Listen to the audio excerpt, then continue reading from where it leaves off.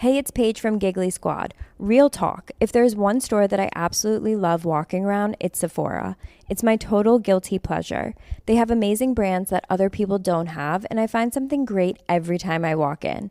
And there's literally one down the street from me, so I do that a lot. It's so fun to shop in the store and online, and the products are just too good. No regrets ever. For example, one of my favorite beauty brands is Makeup by Mario, who just launched his new lip gloss that I absolutely love. So the next time you're in the market for great beauty, shop all the hottest products and brands only at Sephora. This episode is brought to you by Progressive Insurance. Do you ever think about switching insurance companies to see if you could save some cash? Progressive makes it easy to see if you could save when you bundle your home and auto policies. Try it at Progressive.com. Progressive Casualty Insurance Company and Affiliates. Potential savings will vary. Not available in all states.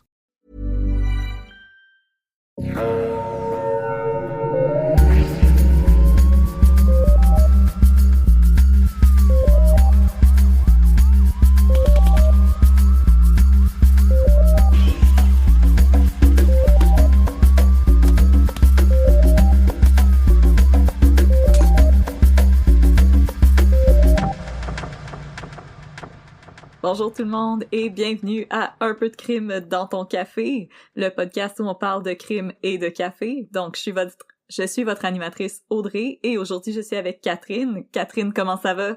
Bonjour, ça va très bien, et toi? Ah, ça va pas trop pire, ça va pas trop pire. Et cette semaine, on vous gâte encore une fois parce qu'on a encore notre invité spécial avec nous, Roxane. Comment ça va, Roxane? Salut, ça va bien. Et toi, ça va toujours bien? Ah oui, pas de changement depuis les 5 dernières secondes. Parfait. Je vais toujours bien. Je suis juste un petit peu plus vieille. C'est moins organique, là, notre animation à 3, là. On sait pas trop à qui demander comment ça va pis quand, là. Oh, c'est correct. Ça fait partie de notre charme. Voilà. Alors, Catherine, aujourd'hui, tu as une histoire de crime pour nous. Oui, mais avant, j'aimerais savoir qu'est-ce qu'on boit pendant mon histoire de crime. Ah, mais bien sûr. Donc Ah, aujourd'hui, mais bien sûr. on va boire du café, comme à notre bonne habitude. Le café qu'on boit aujourd'hui nous provient d'une brûlerie de Calgary, en Alberta. C'est un café que j'ai obtenu dans le Roasters Pack, qui est un service d'abonnement où on vous fait parvenir 3 cafés par mois. Catherine et moi, on vous en a déjà parlé. C'est un service vraiment très intéressant pour découvrir des petites brûleries canadiennes. Vous pouvez avoir des brûleries de Montréal, mais aussi d'un petit peu partout au Canada. Et c'est vraiment intéressant parce que vous pouvez choisir votre mouture, votre roast, comment vous aimez votre café, et on va vous fournir du café selon vos préférences. Ceci n'est pas commandité par le Roasters Pack, c'est juste nous qui témoignons de notre appréciation pour ce service. Et le café que j'ai sélectionné pour aujourd'hui nous provient de la petite brûlerie de Calgary qui s'appelle Monogram Coffee. Et le café en question, c'est le Banco Gotiti. Donc, c'est un café avec des notes de fraises, de thé noir et de cassonade. J'ai trouvé que c'était un café très, très acidulé. Donc, c'est vraiment pour les amateurs de café aux arômes fruités. Le café, même dans la pièce où je me trouvais, on sentait beaucoup l'acidité du café et le café est presque rouge quand on le brew. Donc, c'est vraiment très intéressant. C'est vraiment un café de fruits rouges. Et c'est vraiment pour les amateurs de café très punché et acidulé. Donc, il a beaucoup de corps. Vous allez avoir l'impression qu'il reste longtemps en bouche quand vous le buvez. Mais définitivement, si vous êtes un amateur de café avec un arôme un peu plus complexe, ça devrait être dans vos cordes si jamais vous cherchez un café franchement assez original à consommer. Donc, c'est le café que je vous recommande aujourd'hui. Moi, je l'avais préparé à la presse française et comme je vous dis, ça donne une très belle couleur. Je pense que c'est la couleur du café que j'ai le plus retenu parce que justement, il était presque rouge. Un excellent café que je vous recommanderais peut-être pas, par exemple, pour quand vous vous réveillez le matin et que si vous êtes un peu comme moi et que vous avez l'estomac un petit peu à l'envers, quand vous vous levez, ça risque d'être un petit peu rough. Mais un café d'après-midi en lisant un livre puis vous êtes un peu plus concentré sur ce que vous consommez, je pense que ça peut être un excellent café de fin d'après-midi pour relaxer. Merveilleux! C'est le café que je vous recommandais aujourd'hui. Alors, Catherine, est-ce que tu es prête? Oui, je suis prête à mettre un peu de crime dans votre café. Êtes-vous prêtes, les filles? Je suis prête. Oui. On t'écoute. Merveilleux. Alors, aujourd'hui, je vais vous parler d'un crime historique qui allie ma passion pour la lecture de vieux articles sur le site de la BANQ et mon amour de la politique. J'ai nommé l'affaire Blanche Garneau. Ta-da-da! D'abord, mes sources. Mon information provient d'un bulletin de l'Assemblée nationale de 1994. Wow! Oui. Ouais, je sais. Et j'ai aussi lu beaucoup d'articles du Soleil et du Québec Chronicle, et j'ai pris des informations sur Wikipédia, parce qu'il faut bien toujours... il faut bien en prendre une fois de temps en temps des petites informations sur Wikipédia. On commence avec l'affaire Blanche Garneau. Gorneau. Je vais essayer de prononcer ça le mieux possible, je suis désolée. L'affaire Blanche Garneau. Notre histoire commence le 28 juillet 1920, dans un sous-bois du parc Victoria à Québec. Donc là, j'ai appris qu'il y avait un parc Victoria à Québec, c'est ce que j'étais pas au courant, là. Pendant au début de mes lectures, je me disais que tout ça se passait à Montréal, mais en fait, c'était pas à Montréal pantoute, c'était à Québec. Ah, ben, découvrons les régions du Québec. Et on explore les régions du Québec aujourd'hui avec Audrey et Catherine. Alors, on est dans le parc Victoria à Québec, et c'est, on se l'imagine, c'est un grand parc, c'est le matin, c'est beau, on est au mois de juillet, il fait chaud, il y a des petits oiseaux qui chantent, il y a un petit garçon qui s'appelle Albert Latulipe, 9 ans, qui se promène avec son petit bonheur, et il s'en va cueillir des cerises dans le sous-bois. Puis il gambade, et tout à coup, il aperçoit un cadavre! Ah ben, maudit, journée scrappée. Je sais. Le cadavre est vraisemblablement celui d'une jeune femme. La jeune femme a été agressée sexuellement, puis étranglée. Elle tient un mouchoir à la main, une belle image frappante. C'est un mouchoir avec les initiales HD dessus. Oh! Le chef de la police de Québec confie l'affaire au détective Lauréat Lacasse, qui était ben occupé lorsqu'on lui dompe cette histoire sur son bureau, alors il met plusieurs jours à se pointer sur la scène de crime. Maudit lauréat. Ah! Oui, maudit lauréat. Fait que là... Donc, le cadavre fait juste rester là pendant tout ce temps-là. Et le cadavre était là depuis quelques jours déjà. C'est ça qu'on va apprendre plus tard. Wesh! Ramassez vos affaires! Ah, je sais, c'est terrible. Alors, entre-temps, comme on peut se l'imaginer, il y a beaucoup de va-et-vient sur la scène de crime, et les premières rumeurs par rapport au cadavre retrouvé dans le parc commencent lorsqu'un policier hasarde que peut-être que la jeune fille morte a été tuée ailleurs et puis déplacée dans le parc. On ne sait pas. Ben, ça peut arriver. Mais ça peut arriver, c'est ça. On le sait pas, mais on jase. L'important, c'est que à ce moment-là, le corps est pas tout de suite rapatrié par la police et les gens commencent déjà à formuler des rumeurs par rapport à ce qui est arrivé à ce cadavre-là. Et les rumeurs, c'est vraiment le cœur de l'affaire, vous allez voir. C'est le nerf de la guerre. Exactement. À ce moment-là, la police s'aperçoit qu'un couple est venu leur dire que leur fille adoptive, Blanche Garneau, avait disparu. Alors, ils mettent deux et deux ensemble et comprennent que le cadavre de la jeune fille dans le parc, c'est sans doute celui de Blanche Garneau, la jeune fille qui avait disparu. Mais qui est Blanche Garneau? Qui est-elle? Qui est-elle? Elle était une jeune fille de 21 ou 22 ans, orpheline. Elle était la fille adoptive de Michel Baribeau et Émilie Sans Façon. Oh, Sans Façon. Oh non, sans façon. Oh non, Sans Façon.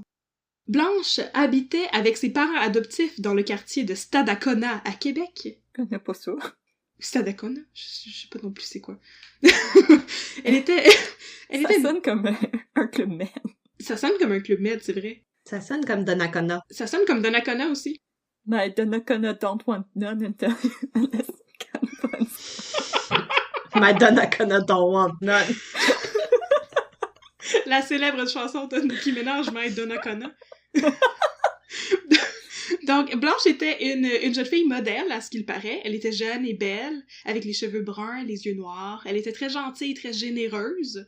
Elle travaillait dans un magasin de thé sur la rue Saint-Vallier à Québec. Oh, il y avait déjà un David Tea! Il y avait déjà comme un David Tea. Elle travaillait au David Tea. C'était le David Tea de l'époque et ça s'appelait le J.B. Rousseau. Ah, un peu moins punché. Donc, elle travaillait chez J.B. Rousseau. Elle travaillait fort pour mettre de l'argent de côté. Et lorsqu'elle aurait assez d'argent, elle pourrait enfin réaliser son rêve, entrer chez les bonnes sœurs. Ok, chacun ses rêves. C'est vrai? C'est ça son rêve? Oui, non, c'était ça son rêve pour vrai. Et je savais pas que ça coûtait de l'argent d'entrer chez les bonnes sœurs, mais apparemment oui. Donc, le rêve de Blanche Garneau, c'était d'entrer chez les servantes de 5 heures de Marie. Ouais. Tant qu'à choisir un couvent, moi, je trouve que celui-ci a un beau nom. Ah, 5 heures! Dans ma tête, je suis comme, pourquoi 5 heures? 5 heures. 5 heures. Ok, excusez, je suis twist. C'est le couvent de midi de Marie. 5 heures le matin ou 5 heures le soir? 5 heures et quart. 5 heures et quart, 5 heures. Marie de 5 heures et quart du soir. Alors, le 23 juillet, donc 5 jours avant la découverte du corps, Blanche Garneau rentrait chez elle en passant par le parc Victoria lorsqu'elle a été sauvagement attaquée violée et tuée. Ses parents adoptifs ne l'ont pas tout de suite portée disparue, sans doute parce qu'ils pensaient qu'elle était juste partie courir le galipote ou quelque chose comme ça. Mais ils finissent par contacter la police au bout de 5-6 jours, et dans les jours suivants, c'est pas exactement clair le timeline, mais dans les jours suivants, le cadavre est retrouvé par le petit Albert qui voulait aller ramasser des cerises. Pauvre lui. Pauvre Pauvre Albert. enfant. Il va être traumatisé des cerises et il voudra plus jamais rien savoir. Ah non, je sais, pauvre enfant. Puis elle Fait a que ramassé des cerises. il a trouvé un cadavre et il ira plus jamais ramasser des cerises. c'est fini. Alors, aussitôt, la police de Québec entame une enquête. Les 2 policiers responsables sont désormais le détective Rioux et le chef Lorrain, parce que Lauréat Lacasse, tu sais, qui avait pris tellement de temps à se rendre sur la scène de crime, il s'est fait enlever l'histoire, il s'est fait enlever l'affaire et il est plus responsable. Ah. T'es maudit paresseux. Ouais, t'es maudit paresseux, t'aurais dû te dépêcher plus vite que ça à y aller. En tout cas, les policiers font une enquête et d'abord ça piétine. Ils apprennent tout de même que Blanche Garneau a été vue par un témoin en compagnie de 2 hommes au parc Victoria le jour même de sa disparition et conséquemment de sa mort. Et là... Monsieur. Et là, okay, j'ai écrit en septembre 2910. Ouais. Dans le futur! C'était probablement Ça devait être... en 2910. ça devait être en 1920 parce que... Ok, donc... En septembre 1920, le détective Rioux est contacté par un avocat de Sudbury qui a reçu la visite d'un ancien prisonnier qui avait de l'information intéressante à livrer. Le prisonnier s'appelle Louis Dubé et a partagé une cellule de prison avec un dénommé Raoul Binet à la prison de Fort William pendant 8 semaines, pendant 2 mois. Binet était en prison pour vol. Et pendant qu'ils étaient en prison ensemble, Raoul Binet aimait lire le journal avec Dubé. Il doit pas avoir grand-chose d'autre à faire en prison à cette époque-là. En 1920, c'est ça. Parfois, il recevait à la prison de Fort William la presse, tu sais, la presse de Montréal. Puis là, un jour, dans la presse, il y avait un article sur le meurtre de Blanche Garneau. Et là, Dubé a remarqué que Binet avait l'air pas mal stressé. Oh! Il lui a demandé s'il connaissait Blanche Garneau. Tu sais, est-ce que c'était quelqu'un que tu connaissais? C'était-tu une amie? Tu sais? Et Binet... Et Binet a fini par avouer que oui. Et il lui a confessé qu'il avait été témoin du meurtre de Blanche Garneau. Yes! Mais il est en prison. Il était pas en prison? Il est en prison pour une autre affaire. Je comprends pas. Il est en prison pour une autre affaire. Mais il était pas en prison à ce moment-là, là. Ah. Il est un homme libre. Ouais. Ça a pris longtemps avant que la police de Montréal écrive quelque chose sur ça pendant que l'autre était pas en prison puis après il était en prison. Oui. Vous allez voir le timeline. Ok. Le timeline est un peu flou. Pour des raisons qui vont s'expliquer plus tard. Ok. Pas grave. On peut tout couper ça. On peut tout couper sur le montage. Voici l'histoire telle que livrée par Raoul Binet à Chose-Truc Dubé, qui va ensuite la raconter à l'avocat. Bon. C'est beaucoup du téléphone, tu sais. Fait qu'on raconte une histoire, puis l'autre histoire, puis l'autre histoire. Donc, le soir du 23 juillet 1920, Binet et un homme du nom de Fred Palmer se promenaient dans le parc Victoria avec Blanche Garneau.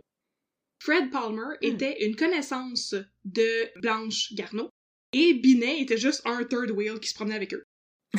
J'ai rien à faire, moi, vous suivre. Ah là là là. Je pourrais ramasser des cerises. Tout à coup, Palmer a attiré Blanche dans un buisson, et il l'a agressée.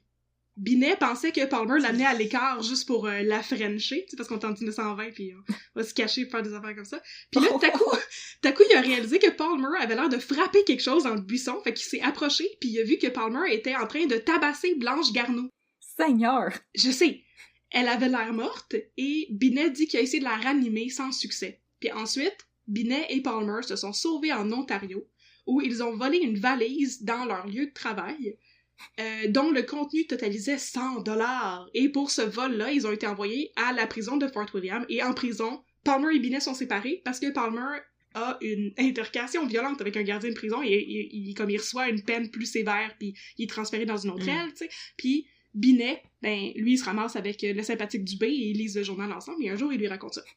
On a gone full circle, là. Ouais. Palmer a de l'air d'un individu peu recommandable. Binet aussi, c'est ce que j'allais vous expliquer. Binet est un criminel notoire à ce stade-là. Là. Oh! Un dangereux individu. C'est un dangereux individu qui a déjà fait de la prison à la prison de Bordeaux à Montréal. Oh! Mm-hmm. Ah, ça c'est sérieux. C'est très sérieux. Avec les patriotes. Avec les patriotes.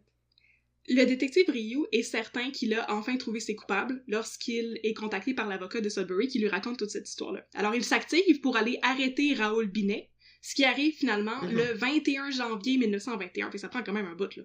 Mon Dieu, ça y a pris longtemps. Ça y a pris... Le monde, les policiers dans cette histoire-là sont pas top, là. Ça y a pris un bout. Faut que j'aille chercher mon cheval, là, pis là... Ouais, ça faut que je me rende à Sudbury, puis là... Puis là, je vais manquer mon téléroman... Mon radio-roman. Mon radio-roman, puis le temps d'une paix, puis là, ça va être compliqué. Fait que là, finalement, Binet est arrêté à Sudbury et envoyé direct à Montréal, en train. Et lorsqu'il arrive à Montréal, il est interrogé par le chef Lorrain, le chef de la police. Et alors, Binet livre son histoire. Et raconte la même histoire que je viens de vous raconter. Et il livre à la police Fred Palmer, son complice. Palmer est encore en prison à Sudbury à ce moment-là. Fait que là, la police fait juste aller l'arrêter là-bas, tu sais. Final, c'est le fun, il bouge pas. C'est le fun, il était facile à trouver, contrairement à Raoul Binet, tu sais. Il est resté à la même place. Et là, la police a comme une super bonne idée, qui est que les deux hommes vont avoir des procès indépendants. Comme ça, ils peuvent témoigner l'un contre l'autre.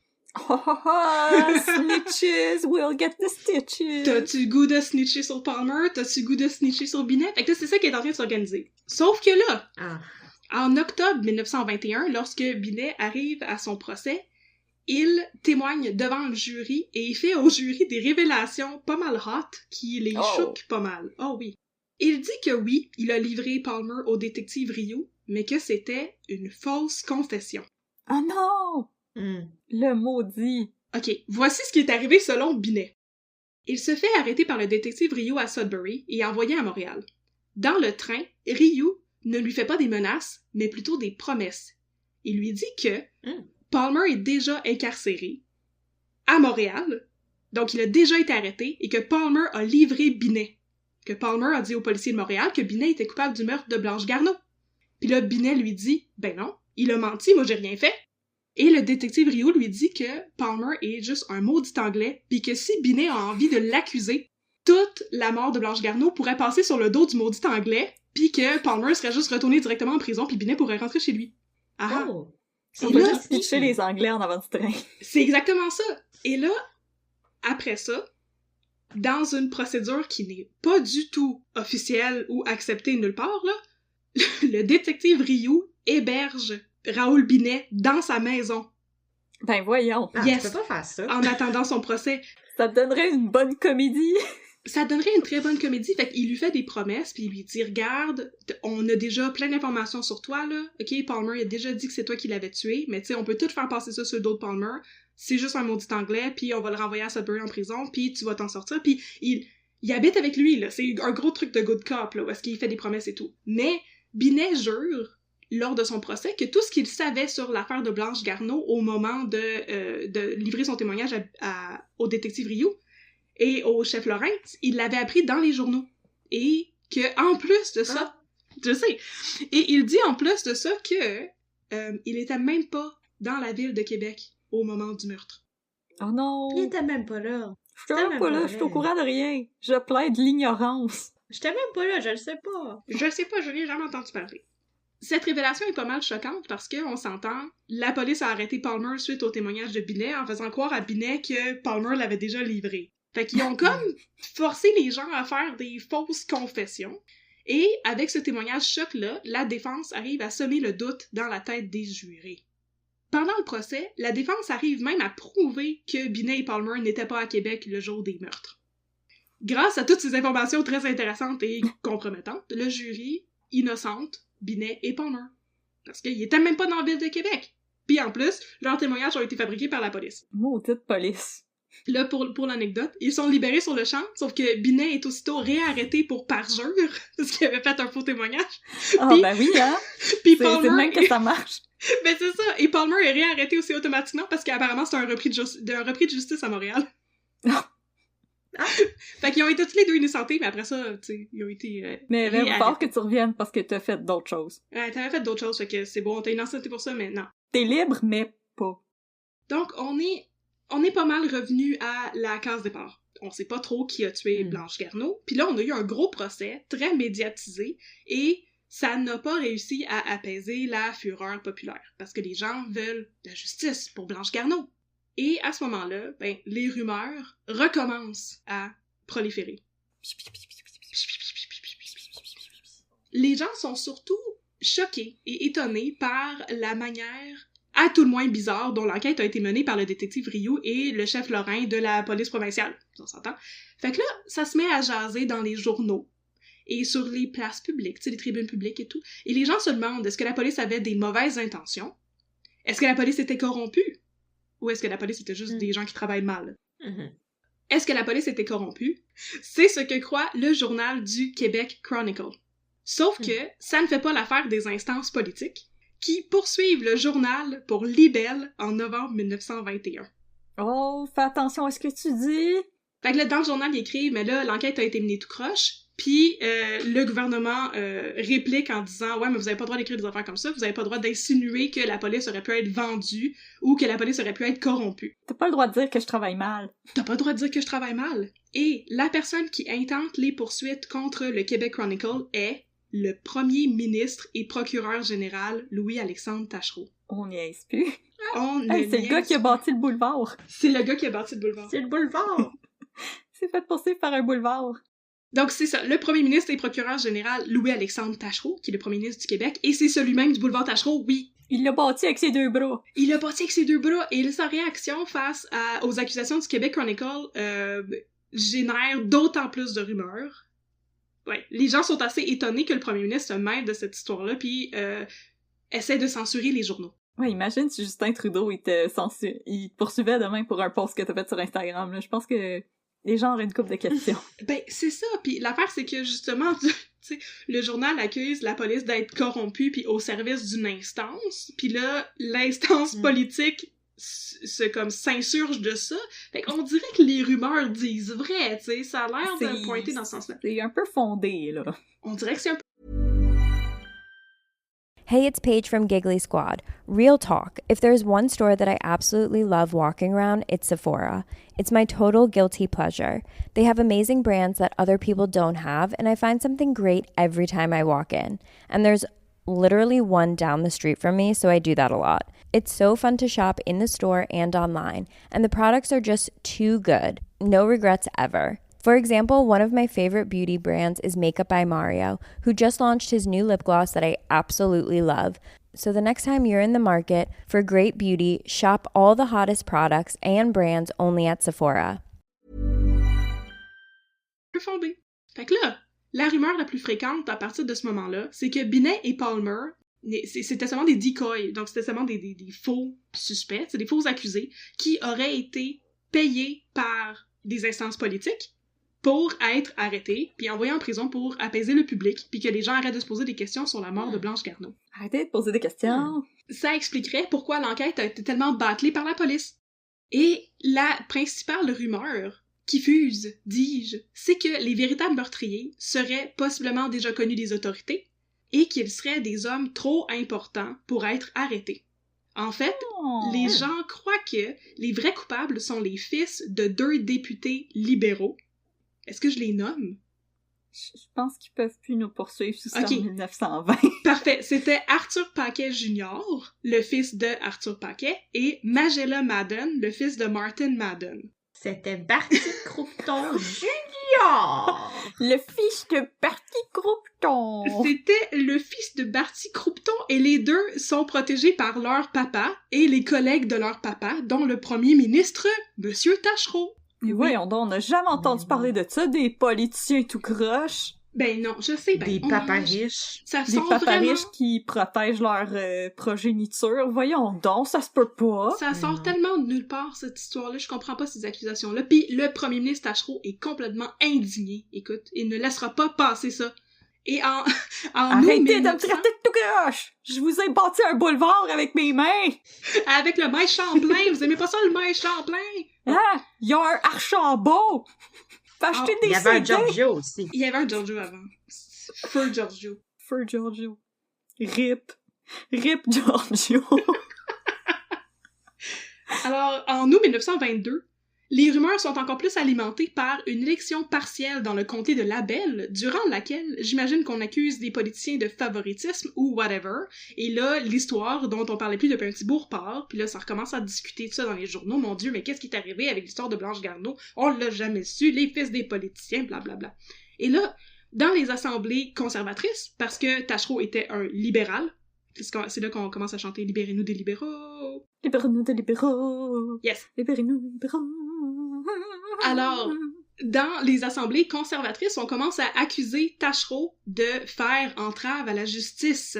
Et là, le premier ministre, il en dit quoi? Ben, il en dit rien pantoute. En fait, il a l'air d'être il a l'air d'être très affecté par ce que les gens disent sur lui dans les journaux, mais pas nécessairement ce que les autres disent sur lui dans les assemblées législatives et nationales. Il dit le meme de Homer Simpson qui rentre discrètement dans un buisson. C'est à peu près ça. Et là, en octobre 1922, c'est là que, en bon français, la marde pogne. The shit hits the fan. Ouais. Le caca dans le ventilateur. Le caca dans le ventilateur.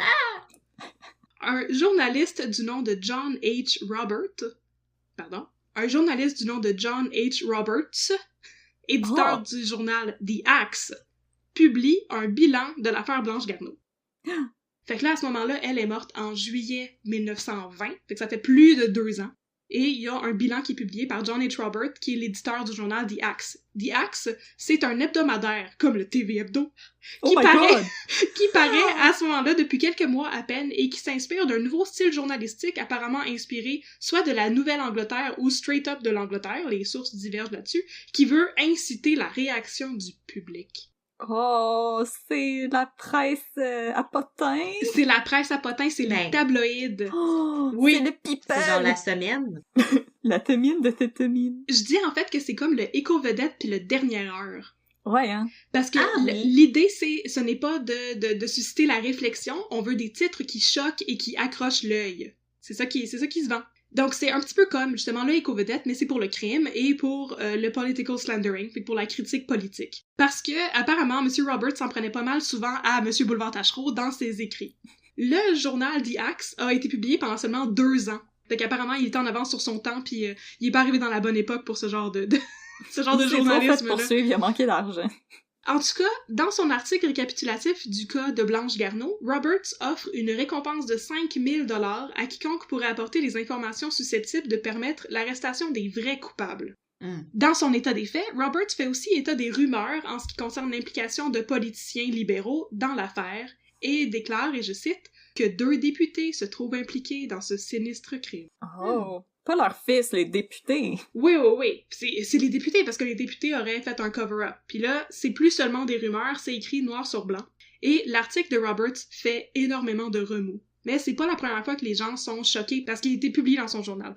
En fait, en mai 1922, fait que plusieurs mois plus tôt, il y avait un député conservateur de Montréal qui s'appelait Monsieur Ernest Gault. Je trouvais ça drôle. Monsieur Ernest Gault écrivait à l'assistant procureur général pour se plaindre du journal de John H. Roberts. Il est pas fin!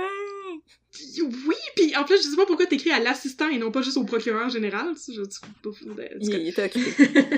Dans sa lettre, il s'est plaint du journal The Axe et un petit peu plus tard, il a fait une allocution à l'Assemblée législative où il a dit à propos du journal, et je cite, « Le journal de Roberts publiait des récits sensationnalistes de troubles dans les familles, et c'est en voyant des jeunes filles et d'autres personnes lire ces histoires et ces rapports en tramway que j'ai pensé, et que je pense encore, que de pareilles histoires ne devraient pas être rendues publiques.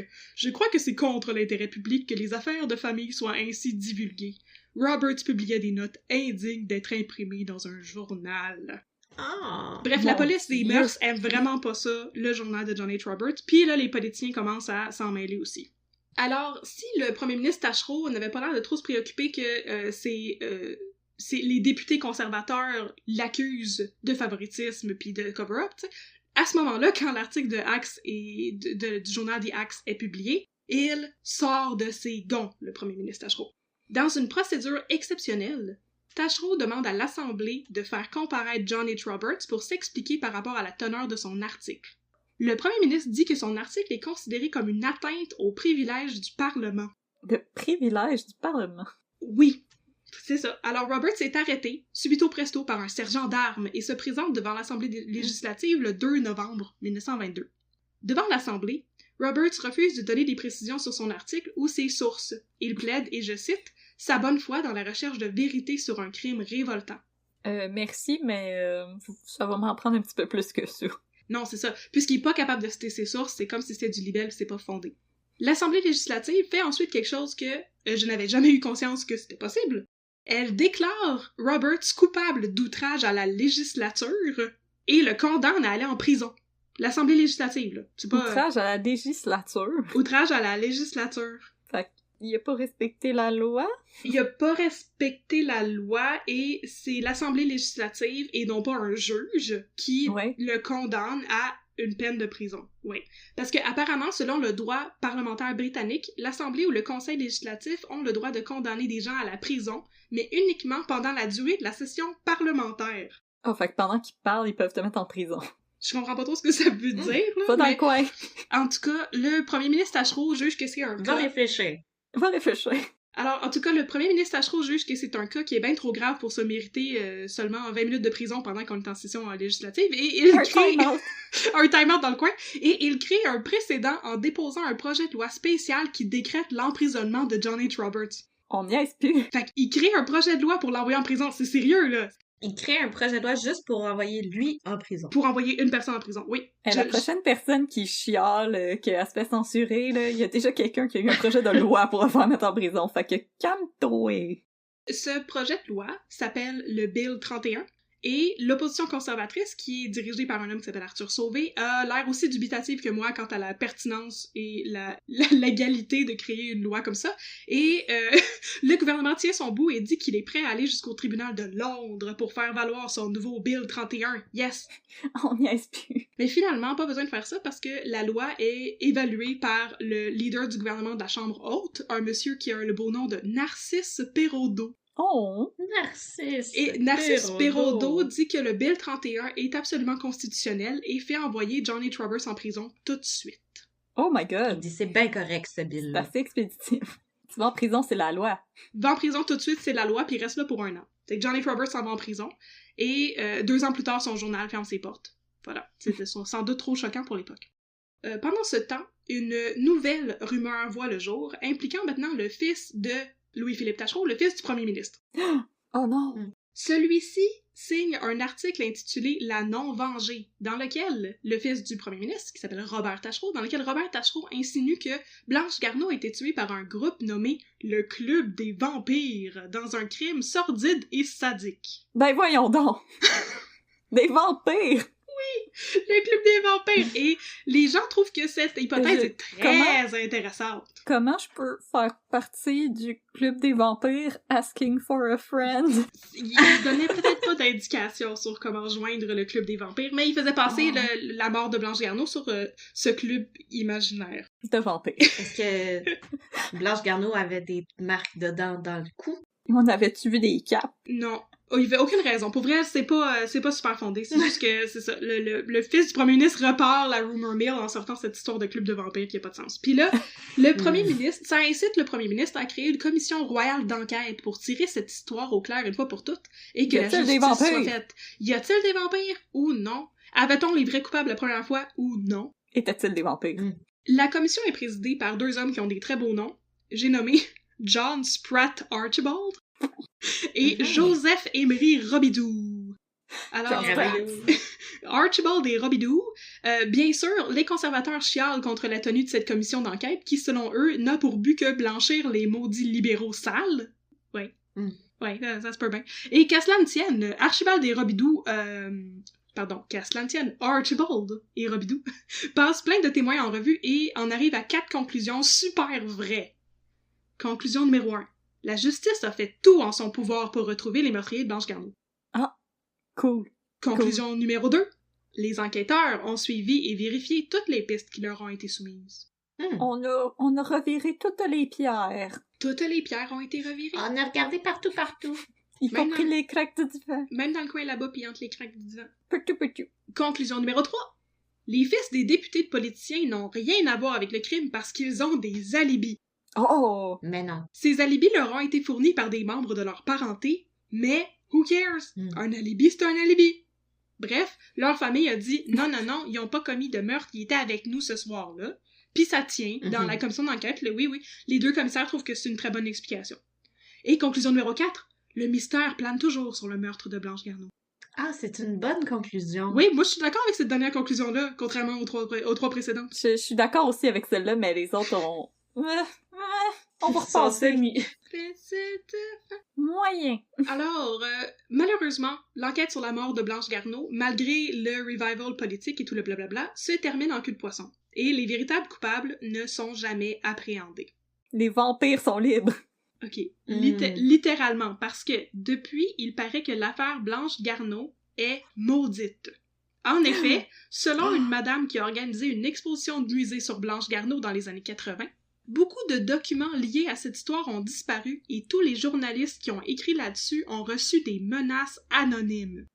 Donc, je vais vous tenir au courant si ça m'arrive, OK? Oh non, Catherine, non! Je veux pas te perdre! En tout cas, tu vas recevoir une lettre écrite à partir de grosses lettres dans les journaux, toutes collées. Oh, ce serait fun! Je vais vous tenir au courant si ça m'arrive, en tout cas. On se tient au courant, là. On se protège. Mets la géolocalisation sur ton cellulaire. Oui, toujours. Je vais vous drop a pin si à un moment donné, je suis en quelque part de louche. Là. Oh, a secondary location. Oh non, never go to a secondary location. Non, jamais. Jamais. En tout cas, pour terminer, j'aimerais vous résumer les différents suspects potentiels de l'affaire. Bon, d'abord, on avait Raoul Binet et Fred Palmer.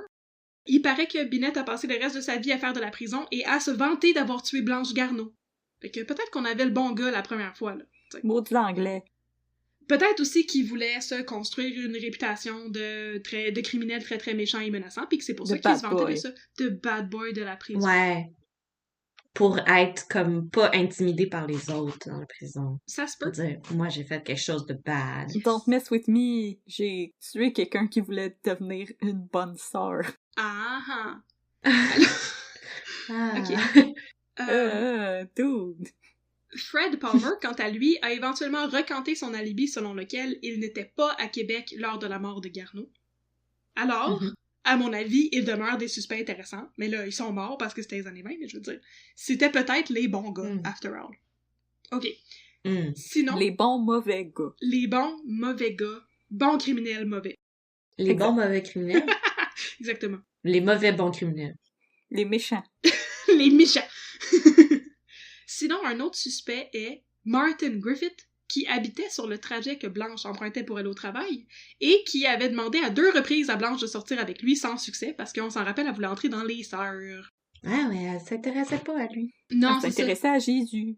Elle s'intéressait à Jésus. Fait qu'il aurait pu quand même se frustrer, être frustré de la poche, comme j'ai écrit dans mon script, et vouloir la tuer. Oh! Il y a la poche frustrée! Il y avait la poche frustrée, il a peut-être voulu la tuer, mais il y a rien de cela qui est prouvé. C'est juste une hypothèse comme ça.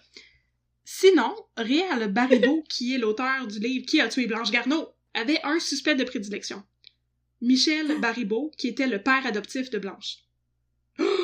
Oh! Ah. Ouais, sauf que, apparemment, il y a pas beaucoup de preuves qui abondent dans ce sens-là, fait que c'est un petit peu comme le suspect précédent, là, c'est juste une preuve circonstancielle. Hearsay. C'est comme pour tous les autres suspects dans l'affaire, en fait, parce qu'on s'entend à ce stade-ci que la police avait fait une job de popo. Et en 2017, Éric Veillette, l'auteur de l'affaire Blanche Garneau, présente 2 nouveaux suspects dont on n'a jamais entendu parler auparavant. Ah, surprise! Surprise! Achille Tivierge et Patrick Ryan.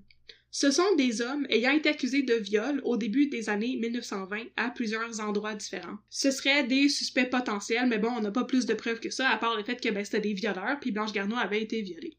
C'est pas mal ça. Et là, j'ai un dernier suspect à vous présenter sous la forme d'une révélation en choc. Yes! Oh mon Dieu! Ça ne cesse plus! Ça, c'est écœurant, là. En 1986, il y a un homme qui appelle au journal Le Soleil pour faire une confession. Maintenant que sa mère est morte, dit-il, il a enfin la liberté de parler. Il dit qu'il connaît personnellement les hommes qui ont violé et tué Blanche Garneau. Selon le monsieur anonyme, il s'agirait de 3 bûcherons qui, le soir du 23 juillet 1920, étaient pas mal garlots. Une citation. Oui, étaient pas mal garlots en sortant d'une taverne et ils auraient violé et tué Blanche Garneau, puis se seraient sauvés en Ontario. Là-bas, ils auraient aussi violé quelqu'un et se seraient sauvés au Massachusetts, et finalement, ils seraient revenus au Québec, mais en changeant de nom. Ces 3 messieurs les bûcherons violeurs étaient des connaissances du côté de la mère du monsieur anonyme qui appelle au Journal de Soleil, et celui-ci refuse de livrer leur nom. Il dit par contre qu'il sait qu'un des hommes est encore en vie et réside dans un centre de petits vieux. Et puis, il raccroche. Il racontait tout ça au téléphone, là. Hey, journaliste. Oh my god.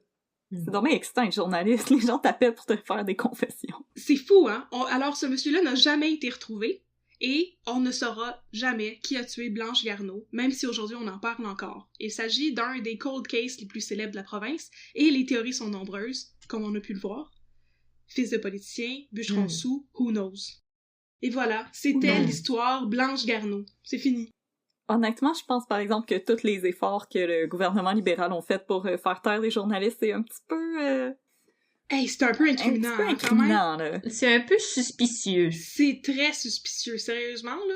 Fait que je pense que peut-être que toutes les rumeurs sur les fils des députés libéraux étaient peut-être fondées, on sait pas. Mais en même temps, le fait que Raoul Binet a passé toute sa vie à se vanter d'avoir tué Blanche Garneau puis de s'en être sorti, ben... peut-être qu'on avait effectivement le bon mauvais criminel, comme qu'on a dit. Qu'il espérait pouvoir sortir de prison en disant « Non, j'ai été frame, laissez-moi partir. » Ouais. Ouais. C'est fou, hein? C'est vraiment mystérieux. Je pense qu'on peut écarter les vampires. À mon grand désarroi, on peut écarter les vampires. Le club des vampires de Robert Taschereau, là, tu penses pas que c'est vrai, ça? Voyons. Non, mais si c'est vrai, j'aimerais bien en faire partie. Il est peut-être sur le boulevard Taschereau, le club des vampires. Oh my god! Ah! À côté du café céramique. On sait pas. Mais ma mère travaille à côté du café céramique. Yes! Ah, elle va pouvoir enquêter pour nous. Elle va pouvoir enquêter pour nous puis nous dire s'il y a un club de vampires. En tout cas, il y avait un disco bowling sur le boulevard Taschereau. Wow. Où j'ai passé de belles soirées quand j'étais enfant. Oh! Hey, c'était le fun, le disco bowling, on va se le dire. Oui, oui. On peut danser puis pitcher des boules. Manger des hot dogs. Tu pouvais mettre la glissade pour la boule pour qu'elle aille genre direct dans le milieu. C'était comme un cheat code. C'était le fun. Drette dans le fond. Ouais. Bang dans le milieu. Bang! Donc, merci Catherine pour ce cas, ce old-timey crime mystérieux. Et vous? Auriez-vous des théories sur le meurtre de Blanche Garneau? Est-ce que vous voulez nous appeler pour faire des confessions? Oh, ce serait donc le fun! Ça serait le fun. Attendez, je vais aller chercher ma toge noire puis mon petit screen avec des motifs pour pas voir votre face. Oh, donc, oui. si vous aimeriez discuter de théories, nous suggérer un crime, nous suggérer un café à déguster ou juste nous dire bonjour, vous pouvez nous écrire unpeudcrime@gmail.com. Sinon, vous pouvez nous suivre sur les réseaux sociaux pour avoir de nos nouvelles une fois de temps en temps. On va vous faire des petits saluts. Donc, sur Facebook, @unpeudcrime et sur Instagram, @unpeudcrime dans ton café. Écrivez-nous, likez nos choses, dites-nous de quoi vous voulez qu'on parle, hein? De quoi? Dites-le nous. Vous pouvez nous suggérer des cas. On est bien heureuse d'avoir des suggestions de cas, là. Si vous avez des suggestions, n'hésitez surtout pas à nous écrire. Et sinon, on vous dit à la semaine prochaine pour mettre encore un peu de crime dans votre café. Merci tout le monde de nous avoir écoutés. À la prochaine. Merci. Bye. Bye bye.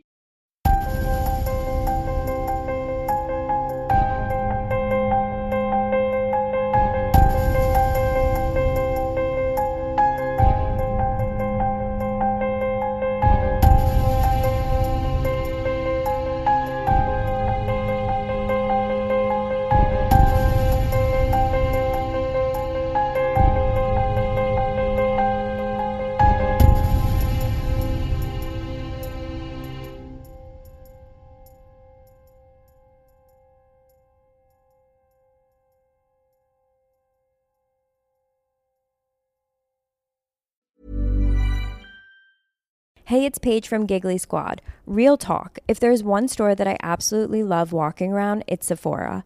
It's my total guilty pleasure. They have amazing brands that other people don't have, and I find something great every time I walk in. And there's literally one down the street from me, so I do that a lot. It's so fun to shop in the store and online, and the products are just too good. No regrets ever. For example, one of my favorite beauty brands is Makeup by Mario, who just launched his new lip gloss that I absolutely love. So the next time you're in the market for great beauty, shop all the hottest products and brands only at Sephora. This episode is brought to you by Progressive Insurance. Do you ever think about switching insurance companies to see if you could save some cash? Progressive makes it easy to see if you could save when you bundle your home and auto policies. Try it at Progressive.com. Progressive Casualty Insurance Company and Affiliates. Potential savings will vary, not available in all states.